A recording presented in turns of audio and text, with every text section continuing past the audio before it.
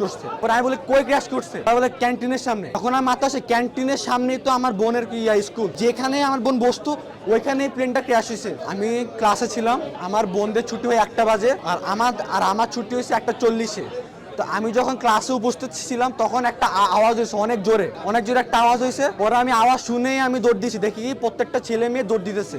পরে আমি বলতেছি কেন দৌড় দিতেছে? বলে প্লেন ক্র্যাশ করছে। পরে আমি বলি কই ক্র্যাশ করছে?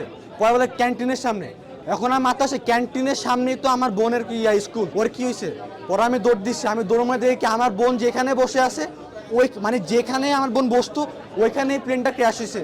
আমি পাগলের মতো খুঁজতেছি আমার বোনকে, আর বোনকে আমি পাচ্ছি না। আমি পরে আমি দেখি যে ক্যান্টিনের মধ্যে আমার বোন দাঁড়িয়ে আছে, ওর মাথা দিয়ে ব্লাড ব্লিডিং হচ্ছে, প্লাস ওর হাত পা সব ফোসা ফুটে গেছে। প্লাস আমি যখন যাই তখন দেখি যে অনেকগুলো বাচ্চা 2 ভাগ হয়ে আছে, অনেকগুলো বাচ্চা ছোট ছোট বাচ্চা 2 ভাগ হয়ে আছে, গেটের সামনে 2 ভাগ হয়ে পড়ে আছে, অনেক গার্জিয়ান 2 ভাগ হয়ে আছে। কেউ নর্মালি মারা যায় নাই, প্রত্যেকটা সিভিয়ার খুবই খারাপ অবস্থা হবে, প্রত্যেকটা বাচ্চা প্রত্যেকটা গার্ডিয়ান এভাবে মারা গেছে। তখন আমি আমার কি যে বোনকে নিয়ে আমি লুবানাতে যাই, তখন তারা স্যালাইন দেয়। তারপর স্যালাইন দেওয়ার পরে একটা নার্স একটা ডাক্তার নাম হচ্ছিল ফারজানা, উনি আমাকে 2000 টাকা দিছে।